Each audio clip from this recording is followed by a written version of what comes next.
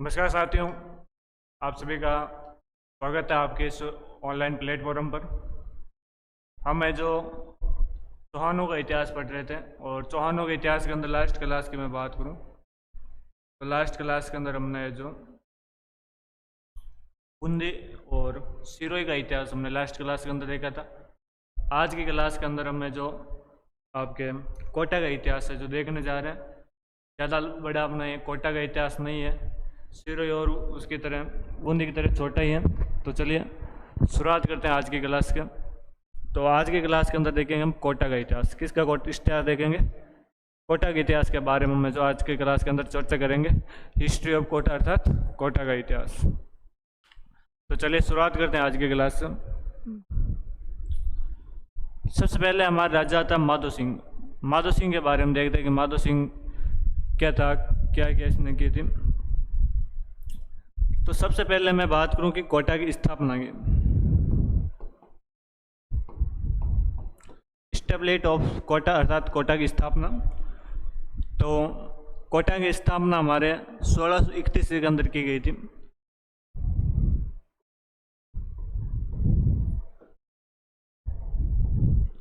मैं बात करूं आपके तो हमने बूंदी के अंदर एक राजा पढ़ा था और राजा का नाम था जैत्र सिंह। और जैत्र सिंह के बारे में हमने क्या देखा कि हमने देखा कि इसने बूंदी को कोटा को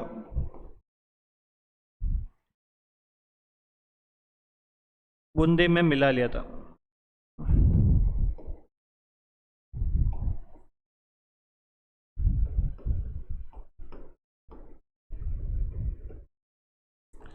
ये चीज हमने पढ़ी थी आपके जैत्र सिंह के बारे में कि जैत्र सिंह है जो आपके कोटा को किसके अंदर मिला लेता, बूंदी के अंदर आपके क्या कर लेता, मिला लेता। और यहाँ तक 1631 तक मैं बात करूँ तो कोटा और बूंदी एक ही रियासत हुआ करती थी, कोई अलग इनका डिवाइजन नहीं था। उसके बाद में हमारे एक मुगल बादशाह आता है जिसका नाम था शाहजहां। मुगल बादशाह और उसका नाम था शाहजहां। और मुगल बादशाह शाहजहां इसका 1631 के अंदर विभाजन करता है।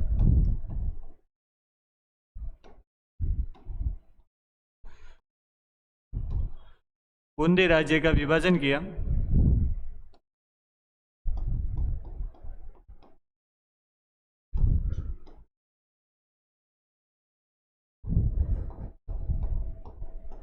कोटा को स्वतंत्र राज्य घोषित कर दिया।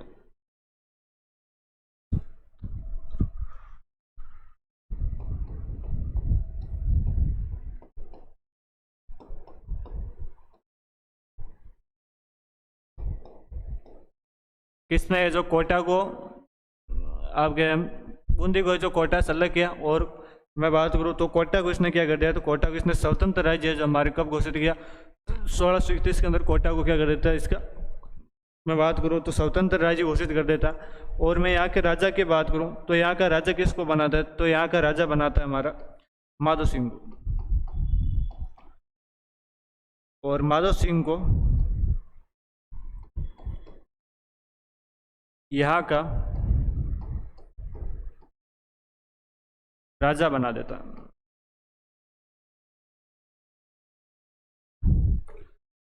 तो कोटा रियासत हमारे उनकी तरह ज़्यादा पुरानी नहीं है।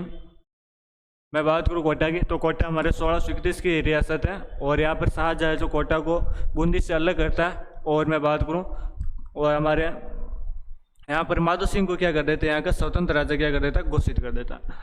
तो इसके बारे में आप ध्यान रखना।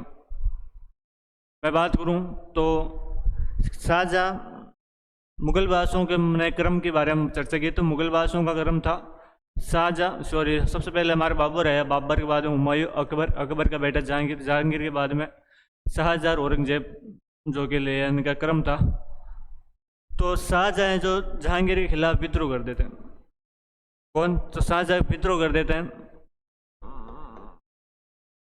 और किसके खिलाफ विद्रोह करते हैं, तो अपने पिता जहांगीर के खिलाफ, अपने पिता जहांगीर के खिलाफ क्या कर देते हैं, विद्रोह कर देते हैं। और विद्रोह करने के बाद में एक बार तो ये जहांगीर के हत्या चढ़ गया था। जहांगीर के हत्या चढ़ गया तो जहांगीर ने इसको है जो पकड़ के जो जेल के अंदर बंद कर दिया था। किसको बंद कर दिया था? शाहजहाँ को क्या कर देता? जेल के अंदर क्या कर देता? बंद कर देता।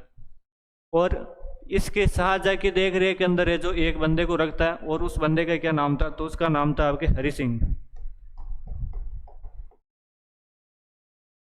हरि सिंह जो इस माधो सिंह का भाई था। और मैं बात करूँ कि बूंदी के रतन सिंह का, बूंदी के अंदर राजा हुआ था बूंदी का रतन सिंह, उसका बेटा था।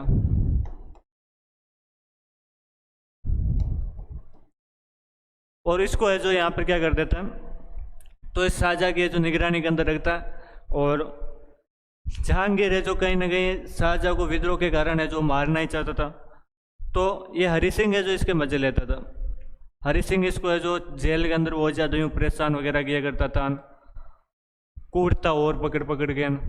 तो ये शाहजहाँ है वो जहांगीर उसे मारता नहीं मारता, लेकिन इस हरि सिंह के कारण वो बहुत ज़्यादा है जो तंग आ गया था। मैं आगे बात करूं तो बाद में जहांगीर एक दिन है जो ये रतन सिंह उस जेल के अंदर है जो निरीक्षण करने के लिए जाते हैं शाहजहाँ के पास। और शाहजहाँ है जो उनको सारी बात है इस बताती है कि ये जो आपका बेटा है इसके साथ मेरे करता है, रात भर सोने नहीं देता, मेरे को परेशान करता है। तो बाद में ये रतन सिंह है बाद में इस हरि सिंह को वहाँ से ड्यूटी हटा देते हैं, और यहाँ पर एक शाहजहाँ के लिए कि किस बंदे की नियुक्ति कर देते हैं, तो शाहजहाँ के लिए माधो सिंह को लगा देते हैं। किसको लगा देते हैं? माधो सिंह को यहाँ पर लगा देते हैं। कहाँ से? माधो सिंह है जो किसकी देख रेख करेगा? तो ये हमारे किसकी करेगा? शाहजहाँ की क्या करेगा? देख रेख करेगा। टाइम बीता, जहांगीर खार खाया हुआ ही था शाहजहाँ पर, और ये इसको टपकाना चाहता ही था।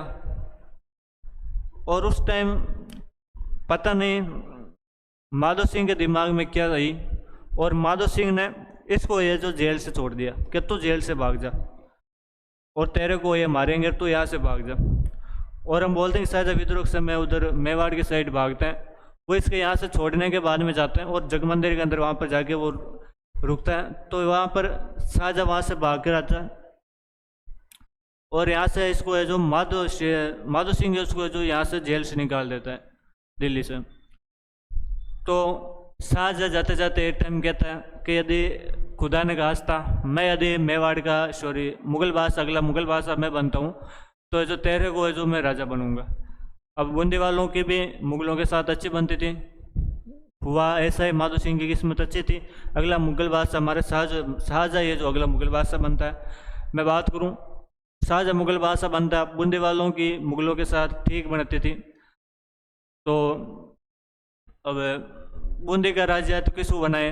तो इसने जो यहाँ पर जो जैतर सिंह ने जो इलाका जीता था कोटा का, उस इलाके को उससे अलग कर लेता है, और अलग करने के बाद यहाँ का जो स्वतंत्र राजा वो हमारे किसको बना देता है? माधो सिंह को है जो यहाँ का क्या बना देता है? स्वतंत्र राजा बना देता है। तो ये ध्यान रखना कि भाई इसको किसको बनाता है? तो माधो सिंह को यहाँ का क्या बना देता है? स्वतंत्र राजा बनाता है। सारी बातें हमने लिख ली कि 1631 के अंदर बूंदी राज्य का विभाजन कर दिया गया था, और बूंदी के राज्य का विभाजन करने के बाद में यहाँ का जो माधो सिंह को क्या बना देता है? स्वतंत्र राजा बना देता है। बाद में माधो सिंह के मुगलों के बीच में काफ़ी बनती थी। एक अभियान के दौरान इसको भेजता है, और अभियान था हमारे मध्य एशिया का।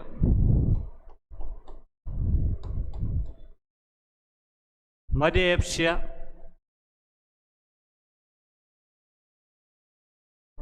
अभियान पर इसको भेजता है। मध्य स्थान में बोलूँ तो हमारे ये जो ताजिस्तान, आपके उज्बेकिस्तान वाला ये जो इलाका है, इसको मध्य एशिया के अंदर आता है इसको। तो मध्य एशिया अभियान के दौरान यह सफलता प्राप्त करता है।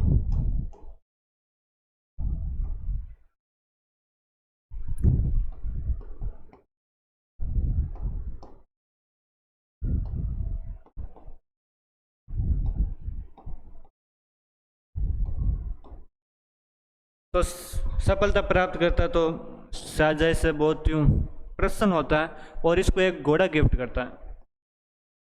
इसको क्या देता है? एक घोड़ा गिफ्ट देता है, और उस घोड़े का नाम था बाद रफ्तार।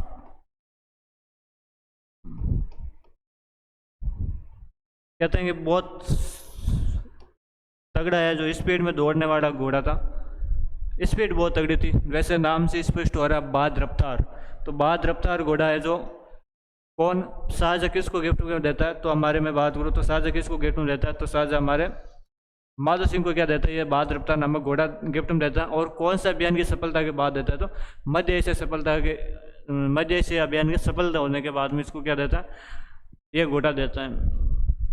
तो माधो सिंह के बारे में हमारे पास ज़्यादा जानकारी नहीं, इतनी है। एक जानकारी माधो सिंह की लिख देता है कि माधो सिंह है वो रतन सिंह का बेटा था।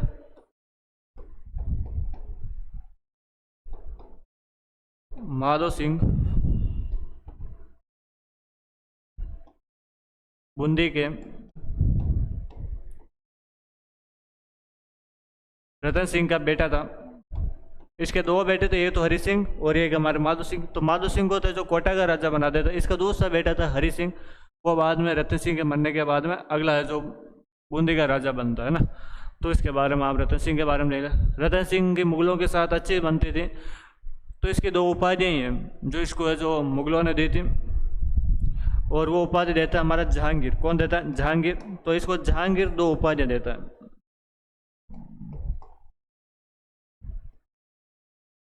जहांगीर दो उपाधियाँ देता है इसको।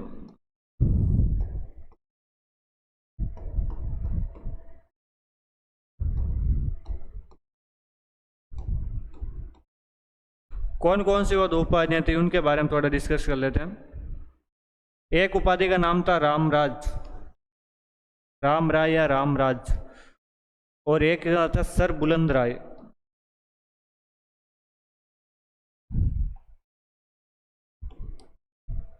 सर बुलंद राय। तो ध्यान रखना ये दोनों उपाधियां राम राय या सर बुलंद राय उपाधियां ये किसकी हैं? तो ये दोनों रतन सिंह की है। किसकी है?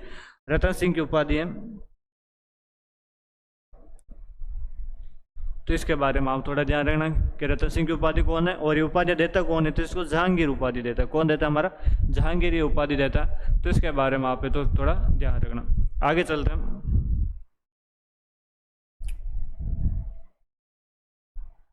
अगला राजा था मुकुंद सिंह।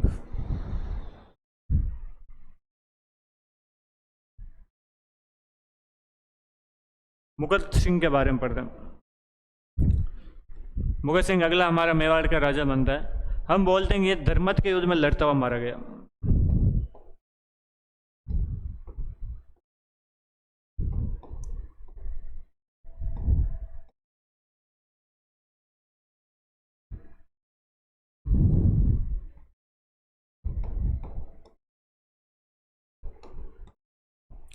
धर्मत के युद्ध के अंदर ये लड़ता हुआ मारा जाता है। तो इसके बारे में ध्यान रखना कि धर्मत के युद्ध के अंदर लड़ता हुआ मारा जाता है। धर्मत का युद्ध वैसे हम थोड़ी बात धर्मत के बारे में कर भी चुके हैं। धर्मत का युद्ध 1658 के अंदर होता है। और यह युद्ध किसके बीच में होता है? तो शाहजहाँ के जो बेटे थे उनमें मुगल उत्तराधिकार संघर्ष को लेकर इनके बीच में युद्ध होता है। 3-4 युद्ध होते हैं। एक हमारे धर्मत का युद्ध होता है, एक हमारे खजुआ का युद्ध होता है, एक हमारे सामूगढ़ का युद्ध होता है। प्रमुख ये युद्ध थे। लेकिन जो धर्मत वाला युद्ध था, इस धर्मत वाले युद्ध के अंदर कौन काम आ जाता है? हमारा मुकुंद सिंह इस युद्ध के अंदर क्या आ जाता है? काम आ जाता है। इसके अंदर ये जो लड़ता हुआ मारा जाता है। मैं बात करूं तो इस युद्ध के अंदर, धर्मत वाले युद्ध के अंदर हमारे एक और प्रसिद्ध राजा भाग में लेता है। और उसका क्या नाम था? तो उसका नाम था हमारे मारवाड़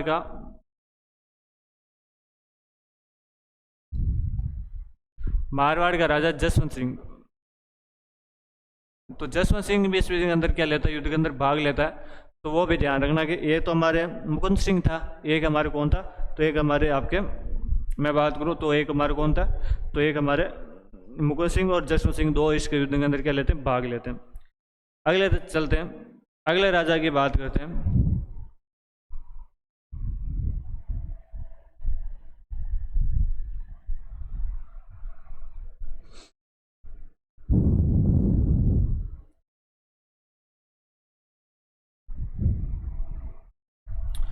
अगले राजा की हम बात करें तो अगला राजा आता है हमारा भीम सिंह।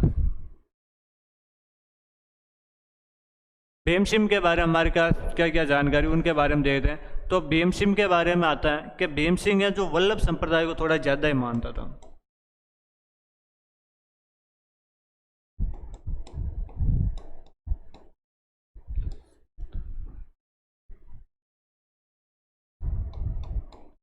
वैसे तो आप कल्चर के अंदर संत एवं संप्रदाय पढ़ते हैं, वहाँ पर वल्लभ संप्रदाय के बारे में बहुत बहुत ज़्यादा जानकारी देखते हैं। तो यहाँ पर केवल इतना ही ध्यान रखना है, वल्लभ संप्रदाय को मानता था या तो ये वल्लभ संप्रदाय को मानने वाला बंदा था। इसकी मैं बात करूं तो ये उस टाइम का योगी आदित्यनाथ, भगवान श्री कृष्ण का बहुत बड़ा भक्त था।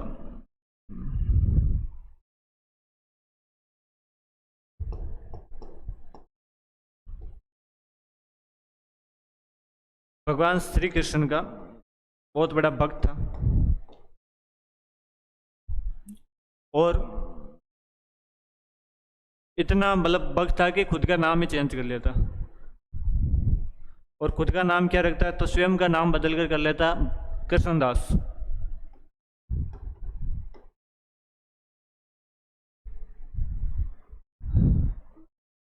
चलो लाइट चली गई आज, कोई ना। तो इसका ध्यान के बारे रखना कि जो इसके हम जो पढ़े हैं उसके बारे में थोड़ा कोई ना रिवीजन कर लेते हैं, तब तक आ जाएगी हमारे। तो देखते हैं हमने लास्ट क्लास के अंदर क्या देखा था, तो वहाँ पर थोड़ा हम उसके बारे में थोड़ा रिवीजन कर लेते हैं। रिवीजन के अंदर सबसे पहले हमने आपके बूंदी का इतिहास स्टार्ट किया था लास्ट क्लास के अंदर। और मैं बूंदी के इतिहास की बात करूँ तो बूंदी के इतिहास के अंदर पहला राजा था हमारा देवा, और देवा है जो हमारे 1241 ईस्वी के अंदर हमारे बूंदी के अंदर है, यहाँ पर मीणाओं वगैरह को हराता, जैता मीणा को हराता है और यहाँ पर बूंदी के अंदर अपने राज्य की स्थापना करता है। या और बूंदी के अंदर कौन से चौहान का शासन करते थे, तो हमारे हाड़ा है जो चौहान यहाँ पर शासन किया करते थे। तो इसके बारे में ध्यान रखना। आगे बात करें तो अगला राज्य आता है हमारे जैतर सिंह, और जैतर सिंह आपके कोटा को है जो मिलाकर बूंदी में है जो कोटा को मिला लेते, या कोटा के अंदर बूंदी को मिला लेता, कोटा को अपने बूंदी के अंदर मिला लिया था। अगला राजा हमारे बरसिंह है। बरसिंह के बारे में हमें पढ़ा था कि बरसिंह ने जो हमारे यहाँ पर एक किले का निर्माण करवाता था, उसका नाम था तारागढ़। तारागढ़ किला अपने मुरल पेंटिंग्स के लिए जाना जाता है, भित्ति चित्रों के लिए फेमस किला है। और एक तारागढ़ हमने और उस टाइम भी देखा था हमारे अजयराज के टाइम से, और वो तारागढ़ हमारे अजयराज बना था 1113 ईस्वी के अंदर, और उसको पहले अजय मेरूगढ़ बोलते थे। उसके बाद में उसको क्या बोलने लगे, तारागढ़ बोलने लगे।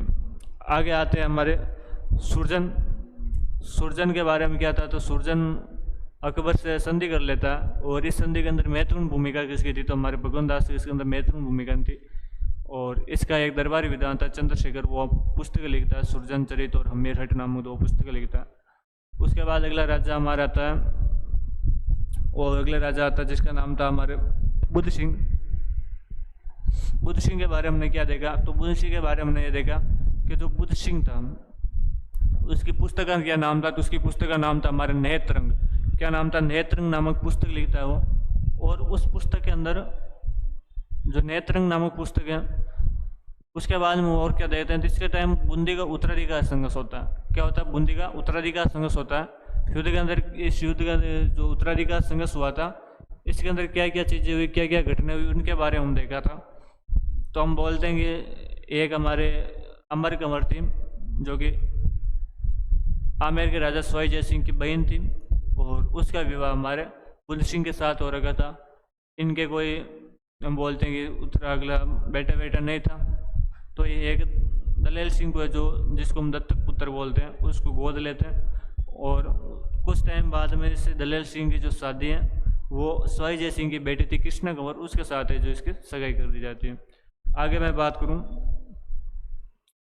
तो बाद में कृष्ण कंवर के इस अमर कंवर के बननी बंद हो जाती है। कुछ टाइम बाद में हमारे बुद्ध सिंह के एक बेटा प्राप्त होता है, उस बेटे का क्या नाम था, तो उसका क्या नाम था हमारे, तो उसका नाम था हमारे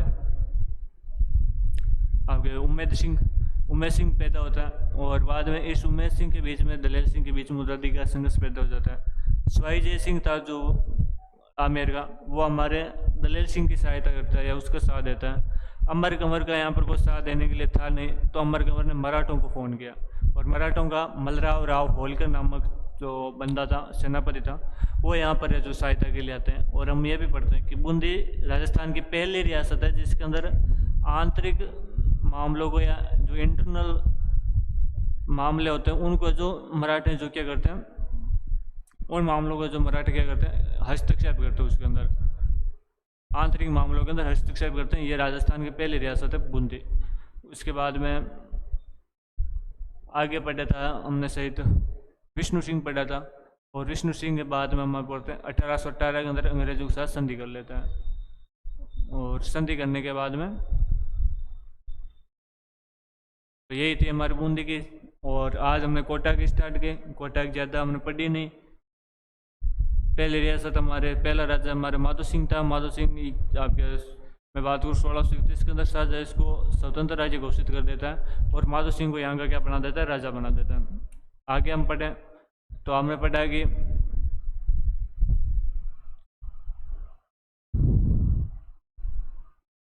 ये रतन सिंह का पुत्र था, और इसका एक भाई था जिसका नाम था हरि सिंह। और हरि सिंह हरि सिंह को तो कहाँ का राजा बनाता है, तो हरि सिंह को तो वहाँ बूंदी का राजा बनाता है। इसको कहाँ का राजा बनाता है, तो हमारे कोटा का इसको क्या बनाते हैं, राजा बनाते हैं। यहाँ तक हमने देखा था। आगे चर्चा करते हैं तो, और तो इसके बारे में क्या देखा था। रतन सिंह की दो उपाधियाँ थी, रामराज और सर बुलंद राय, उनके बारे में देखा। अगला राजा मुकुंद सिंह देखा, यह धर्मत के युद्ध के अंदर लड़ता हुआ मारा जाता है। एक इसके अंदर हम और चीज़ भूल गए मुकुंद सिंह के बारे में, तो वो भी अभी देख लेते हैं।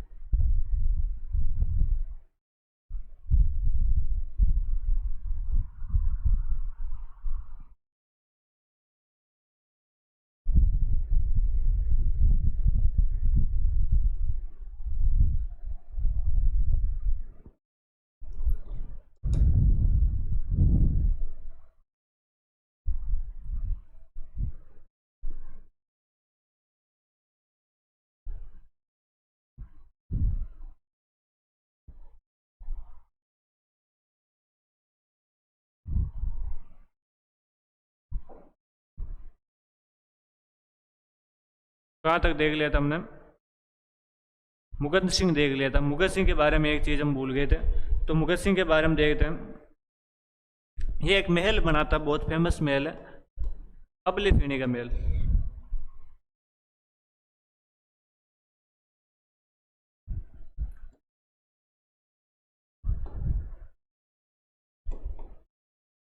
अबली फीणी का क्या बना था, हमारा महल बना था।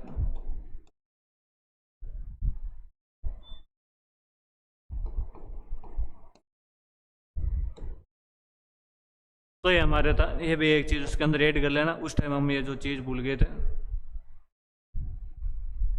है ना। आगे चलते हैं। भीम सिंह देख रहे थे, तो भीम सिंह भगवान श्री कृष्ण का बहुत बड़ा भक्त था, वल्लभ संप्रदाय को मानने वाला बंदा था।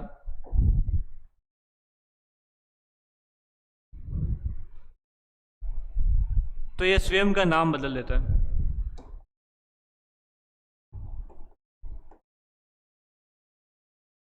स्वयं का नाम बदलकर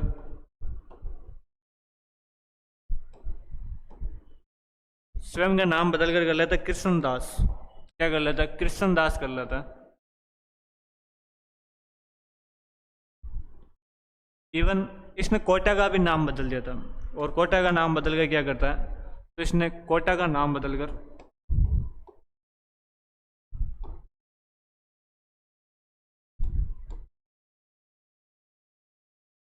कोटा का नाम बदलकर इसने कर दिया था नंदग्राम। क्या कर दिया था, हमारे नंदग्राम नाम कर दिया था। नंदग्राम क्या कर दिया था, नाम कर दिया था। तो ये भी ध्यान रखना, इसने कोटा का नाम बदल कर तो हमारा नंदग्राम कर देता, और स्वयं का नाम बदल कर क्या कर देता, कृष्णदास इसका क्या देता, नाम कर देता। भगवान श्री कृष्ण का बहुत बड़ा भक्त था। 12 के अंदर सांवरिया मंदिर का क्या करवाता, निर्माण करवाता। 12 में सांवरिया मंदिर का क्या करवाता, निर्माण करवाता।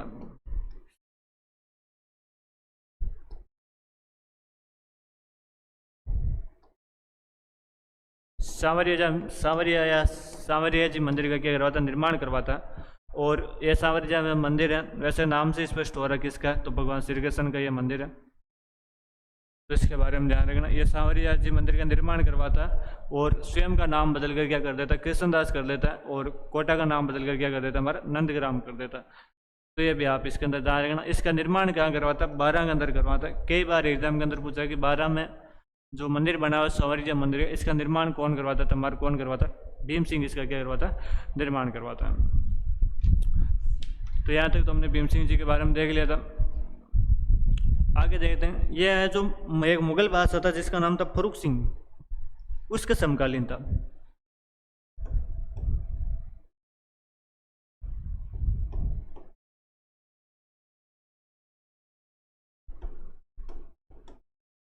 मुगल बादशाह फर्रुख सिंह के समकालीन था।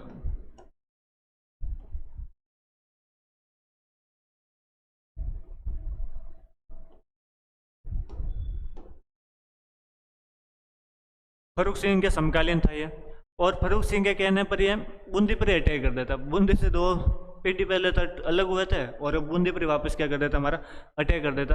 तो ध्यान रखना कि फर्रुख सिंह के कहने पर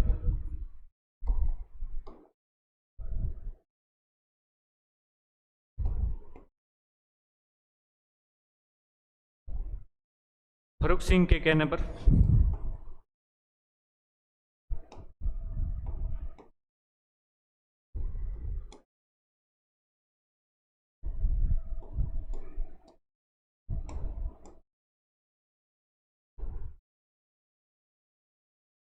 बूंदी पर क्या कर देता? हमारा आक्रमण कर देता।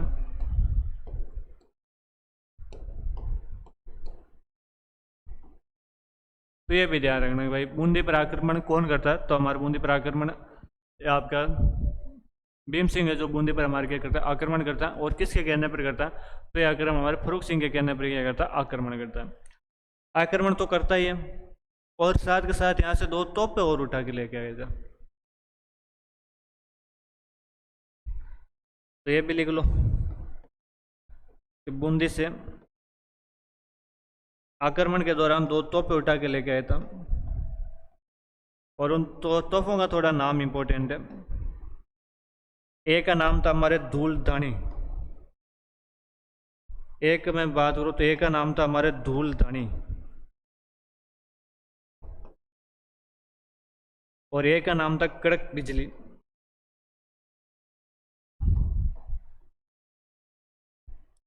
एक का क्या नाम था? हमारा कड़क बिजली, और एक का क्या नाम था? तो धूलधानी।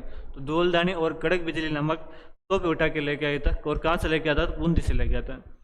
जैसे नाम से स्पष्ट है, धूलधानी मतलब जब इस तोप को चलाते थे तो जहाँ पर इसका गोला जाके गिरता था तो वहाँ पर पीछे कुछ नहीं बचता, धूलधानी होता है वहाँ पर। और कड़क बिजली, कड़क बिजली में जब चलती थी ना तो एकदम जैसे आसमान के अंदर बिजली गरजते उस टाइप की आवाज़ आती थी, इसलिए इसका नाम हो गया हमारा कड़क बिजली। तो कड़क बिजली और धूलधानी नामक तोप उठा के लेके आ गया। तो ये भी इसके बारे में थोड़ा ध्यान रखना। फर्रुख सिंह इससे बहुत प्रसन्न होता है, और फर्रुख सिंह इसको एक बाद में किला देता है।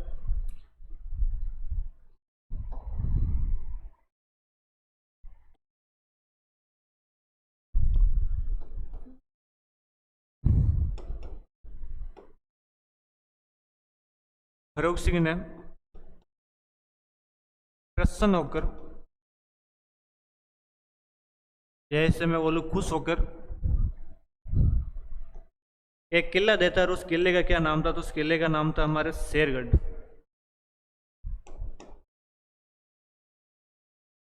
और ये शेरगढ़ हमारे बारांवाला, क्या नाम है भाई? बारांवाला। बारांवाला है जो किला, इसको है जो गिफ्ट के अंदर देता था।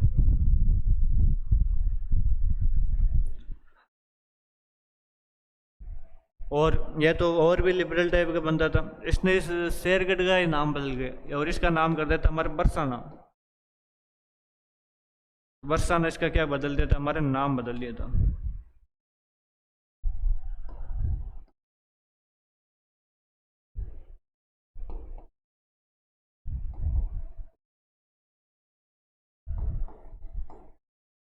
तो इसने क्या नाम बदल दिया? हमारे बरसाना का नाम बदल के क्या कर दिया? तो इसने नाम, तो इसने नाम क्या कर दिया था? सॉरी, शेरगढ़ का नाम बदल कर इसने क्या कर दिया?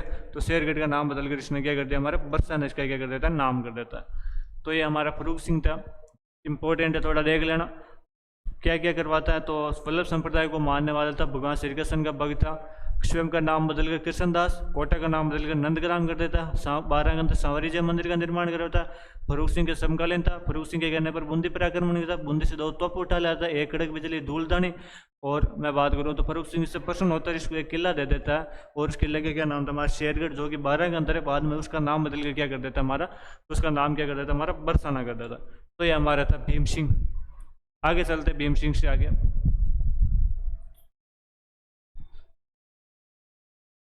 तो अगला राजा था हमारा Madho Singh.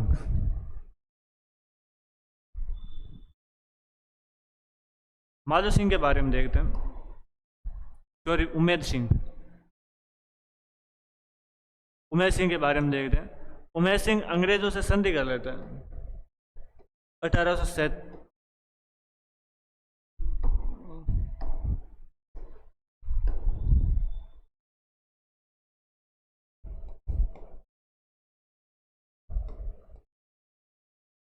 Treaty with Britishers, अर्थात अंग्रेजों के साथ क्या कर लेता है, संधि कर लेता है। और संधि कब करता है हमारा, तो 1817 के अंदर क्या कर लेता है, संधि कर लेता है। इसके बारे में आप थोड़ा ध्यान रखना। और मैं बात करूं तो बाद में कोटा हमारी एकमात्र ऐसी रियासत थी जहां पर अंग्रेज हैं जो वापस पूरक संधि करते हैं। क्या करते हैं, पूरक संधि मैं बोलूँ तो सप्लीमेंट्री जिसको बोलते हैं। संधि होने के बाद में वहाँ पर जो कुछ नियम वगैरह शर्तें वगैरह थे उनके अंदर वापस थोड़ा बदलाव करते हैं। तो वो क्या थी, तो फरवरी 1818 में अंग्रेज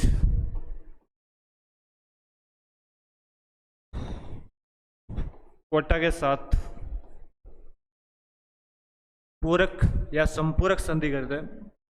पूरक और पूरक को इंग्लिश में बोलते हैं सप्लीमेंट्री।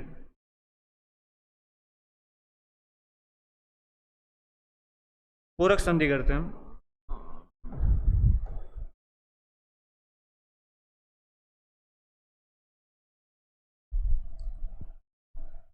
और ये संधि किसके संदर्भ में करते थे, संधि करते हमारे कोटा का दीवान हुआ करता था और उसका नाम था हमारे जालिम सिंह झाला। और उस जालिम सिंह झाला के जो संदर्भ में ये संधि करते हैं। बात करूं जालिम सिंह झाला के, तो जालिम सिंह झाला के बारे में कहते हैं कि हमारे यहाँ पर अंग्रेजों की तरफ से संधि करने के लिए जो बंदा आया था उसका नाम था कर्नल जेम्स टॉड। और टॉड सबसे पहले हमारे कोटा आता है। और कोटा आते हैं वो सबसे पहले जिस बंदे से मिलता है उसका नाम था जालिम सिंह झाला। और जालिम सिंह झाला ने उसकी आवाज़ सुन के कह दिया था कि तुम आने वाले टाइम में जल्द ही पूरे भारत पर राज करोगे। कर्नल जेम्स टॉड आपके मैं बात करूं तो जालिम सिंह झाला से काफ़ी इम्प्रेस हुआ था, काफ़ी प्रसन्न हुआ था। बाद में ये जो आपके कर्नल जेम्स टॉड हैं तो वहाँ पर वापस आता है संधि होने के बाद में। और कुछ संधि के अंदर जो नियम हुए थे, जो बातें हुई थी, उनके अंदर वापस थोड़ा बदलाव करवाता है।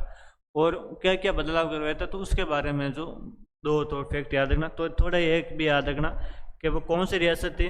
सीधे सीधे क्वेश्चन पूछेंगे, राजस्थान के अंदर एक ही रियासत थी जहाँ पर अंग्रेज वापस पूरक संधि या सप्लीमेंट्री संधि करते हैं। और वो कौन सी रियासत है, हमारे कोटा। और कब करते हैं, फरवरी 1818 के अंदर क्या करते हैं, पूरक संधि करते हैं। और 1817 के अंदर क्या करते हैं, संधि करते हैं। दो क्वेश्चन बन रहे हैं। क्वेश्चन आएगा कि कोटा ने अंग्रेजों के साथ संधि कब की थी, 1817। अंग्रेजों ने कोटा के साथ पूरक संधि कब की थी, 1818। ध्यान रखना दोनों के अंदर। आगे मैं बात करूं तो संधि के अंदर वापस सप्लीमेंट्री संधि तो क्या क्या नियमों के अंदर बदलाव किया, तो दो नियमों के अंदर मोटे मोटे बदलाव किए। एक तो भाई जो जालिम सिंह झाला था वो कोटा का दीवान था। दीवान में बोलो तो पीएम। और नाम था जालिम सिंह झाला। जालिम सिंह झाला, एक टाइम जालिम ही बंदा था। जालिम सिंह झाला इसका जो नाम था। ये उस टाइम जो भी कोटा के सेना वगैरह होते थे तो उसका यही क्या हुआ करता था, सेनापति हुआ था। और ये इसका क्या था, कोटा का हमारे में बात करूँ तो कोटा का दीवान भी यही था हमारे। तो कोटा का ये दीवान था।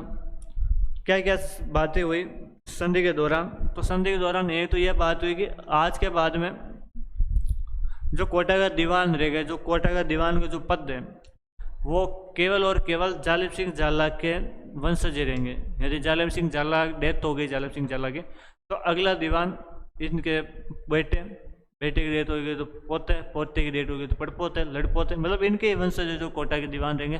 किसी दूसरे को है जो राजा कोटा का दीवान नहीं बना सकता। तो पहली शर्त तो यही थी इसकी। तो पहली शर्त क्या थी कि जालिम सिंह झाला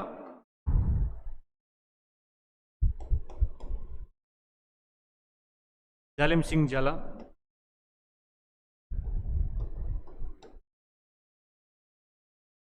तथा इसके वंशज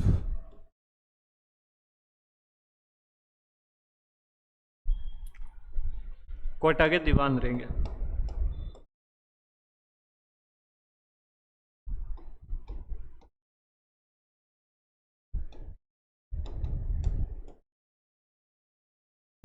पहले तो ये नियम आया भाई, तो उमेश सिंह जी हमारे सियाने आदमी थे। उमेश सिंह ने कहा चलो भाई ठीक है, जालिम सिंह झाला बढ़िया आदमी है, पढ़ा लिखा है, सेनापति भी अच्छा है, कोई बात नहीं, इसके जो पूर्वज होंगे उनको जो हम बना देंगे। बात है दूसरे नियम की, और बात दूसरे नियम के अंदर भाई यूँ एकदम थोड़ा मामला गड़बड़ी हो गया था। और दूसरा नियम क्या था? तो दूसरा नियम यह था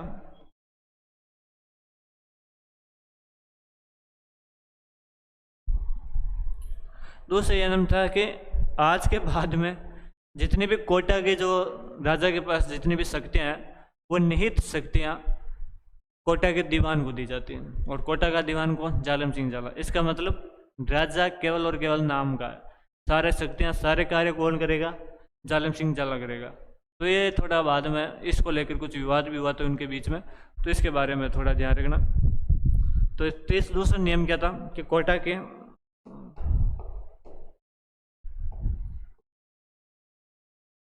राजा की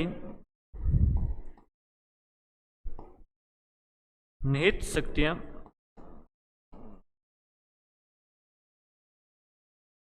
दीवान को दी जाती है।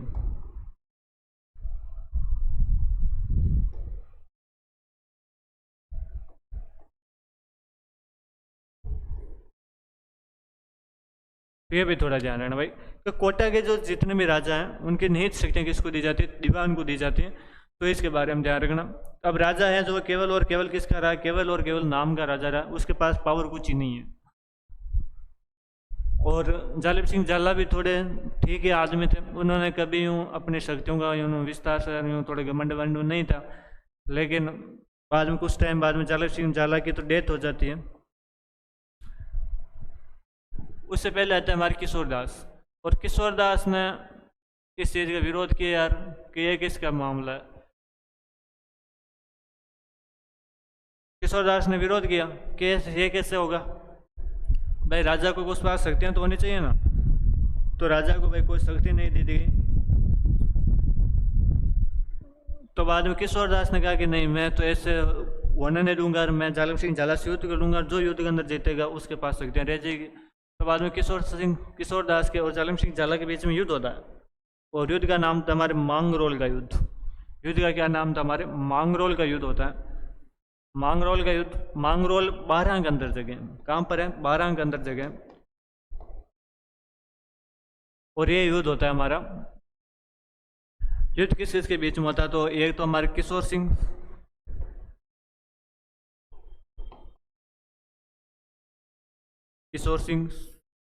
और मैं वर्षज बात करूं तो एक हमारे जालिम सिंह झाला। जालिम सिंह झाला भी मरे नहीं है, जीवते ही हैं।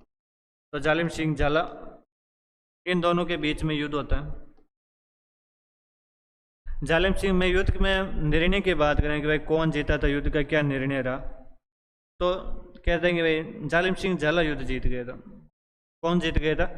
जालिम सिंह झाला जीत गया।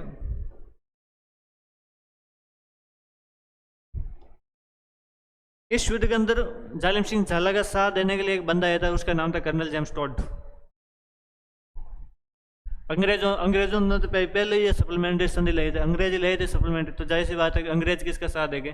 तो अंग्रेज है जो हमारे जालिम सिंह झाला का साथ देंगे। तो अंग्रेजों ने भी इनका क्या था? साथ दिया था। और अंग्रेजों की तरफ से कौन आया? तो कर्नल जेम्स टॉड खुद आता है। तो ध्यान रखना भाई, कर्नल जेम्स टॉड स्वयं आता है। और साथ किसका देता है? तो जालिम सिंह झाला का साथ देता है। तो ये इसके बारे में थोड़ा ध्यान रखना भाई। तो जो मांगरोल का युद्ध है वो किस किस के बीच में होता है? हमारे किशोरदास के बीच में होता है, और किसके बीच में होता है? तो ये हमारे किशोरदास के बीच में, जालिम सिंह झाला के बीच में युद्ध होता है। जालिम सिंह झाला इस युद्ध के अंदर जीत जाता है। और मैं बात करूं तो किशोरदास की इसके अंदर हार होती है, और कर्नल जेम्स टोड जो अंग्रेज थे, और वो किसका साथ देते हैं, तो वो हमारे जालिम सिंह झाला का क्या देते हैं, साथ देते हैं। तो ये तो हमारे किशोरदास। आगे मैं बात करूं,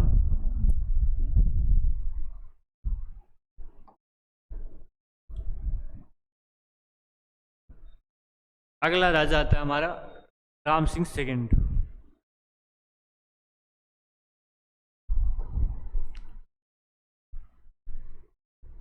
राम सिंह सेकंड, राम सिंह सेकंड के समय क्या हुआ था, क्या क्या घटना हुई, उनके बारे में देखते हैं।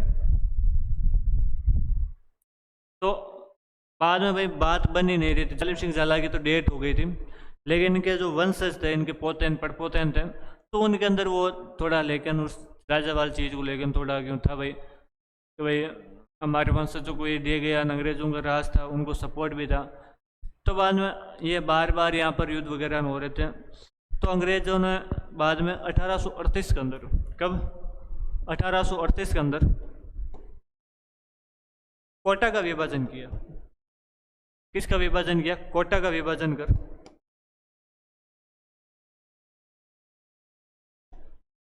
कोटा का विभाजन कर एक नया ही राज्य बना दिया था, और उस राज्य का नाम था झालावाड़। क्या नाम था हमारे, झालावाड़। तो झालावाड़ है जो एक नया स्वतंत्र राज्य बना दिया गया था। और कब बनाया दिया था हमारा, तो 1838 के अंदर झालावाड़ बनाया गया था। तो 1838 के अंदर झालावाड़ को स्वतंत्र राज्य घोषित किया गया, स्वतंत्र राज्य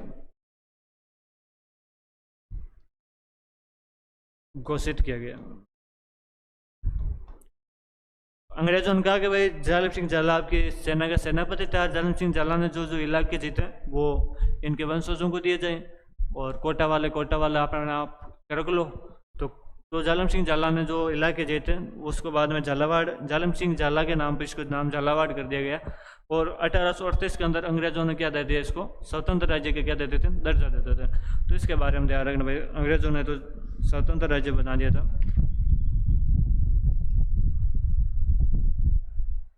इसकी मैं राजधानी की बात करूँ झालावाड़ की, तो उस टाइम झालावाड़ की राजधानी बनाई थी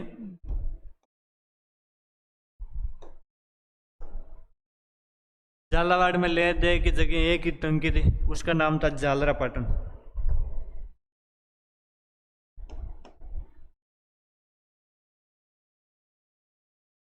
झालरापाटन जहाँ से मैडम जी चुनाव लड़ते हैं, तो ये झालरापाटन है जो ये जगह है, इसको क्या बना दी गई थी, राजधानी बना दी गई थी।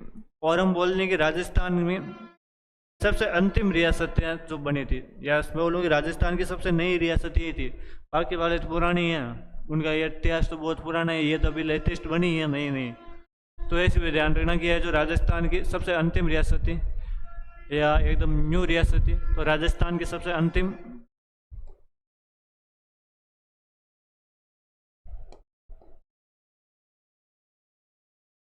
राजस्थान की सबसे अंतिम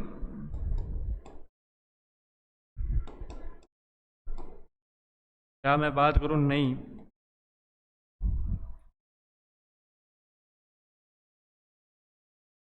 नई रियासत झालावाड़ थी।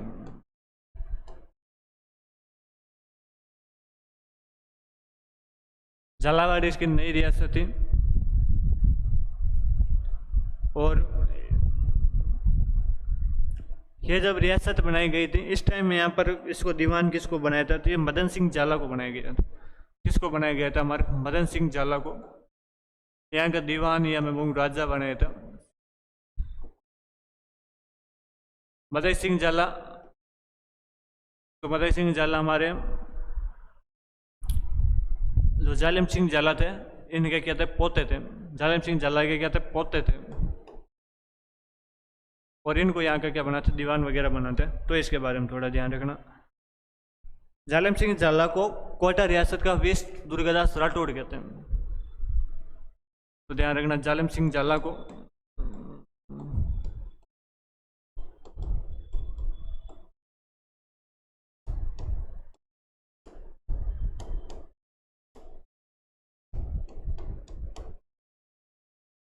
कोटा रियासत का।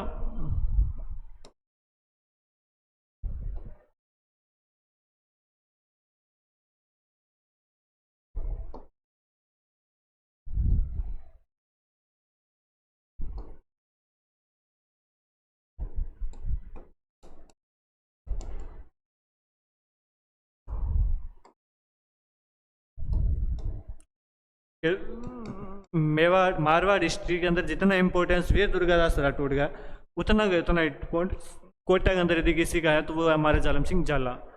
ये मैं बात करूं तो हमारे जो राजा है राम सिंह सेकंड, इनका एक और नाम था, इनको बड़बुजा के नाम से जानते हैं। तो कोई पूछ लेगा, थोड़ा ये